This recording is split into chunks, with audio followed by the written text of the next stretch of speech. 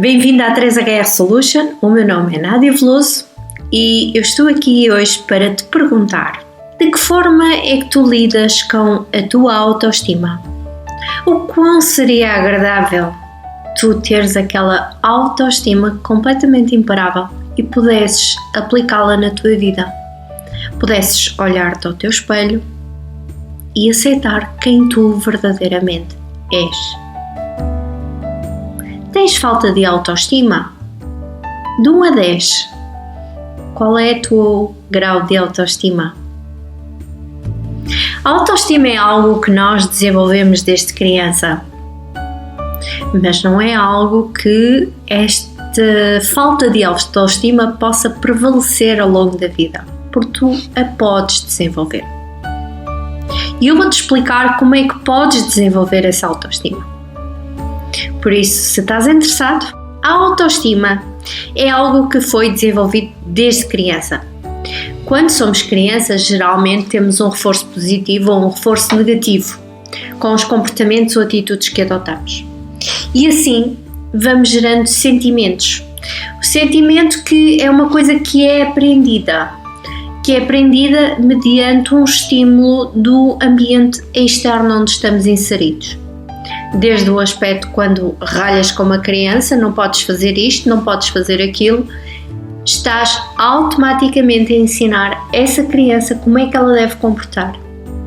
Se for uma situação prazerosa, provavelmente ela vai ficar alegre e vai associar que se tiver aquele tipo de comportamento, será um comportamento que a vai levar a que no futuro tenha outra vez comportamentos e reforços positivos.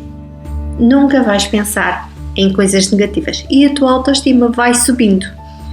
Em contrapartida, se te sentes que és criticado constantemente, és maltratado, és alvo de piadas ou então simplesmente és colocado de lado, a tua autoestima vai sofrer de forma negativa. Nós todos os seres, de uma forma ou de outra, gostamos sempre de sermos aceitos. Nós somos seres que temos que viver em comunidade, porque faz parte da nossa natureza.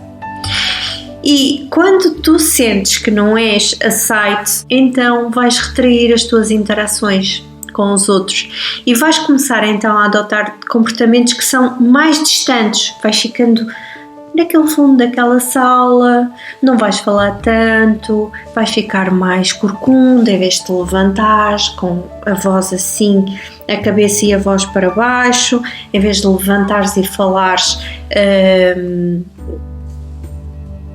naturalmente, o teu peito não vai abrir, vai ficar assim e então começas a sentir emoções negativas, começas a associar determinados comportamentos, determinados estados, começas a ter uma comunicação interna mais dolorosa para contigo mesmo e o que às vezes começas a fazer associações que nem sempre correspondem à realidade. E tu vais avançar ao longo da tua vida assim, vais construindo a tua autoestima, que também acaba por ser muito mental, não é assim? Com muita autoconsciência, com muito autoconhecimento, e tu vais construindo ao longo do caminho esta autoestima que se vai reforçar, a despoletar em ti mesmo, tomar consciência da situação.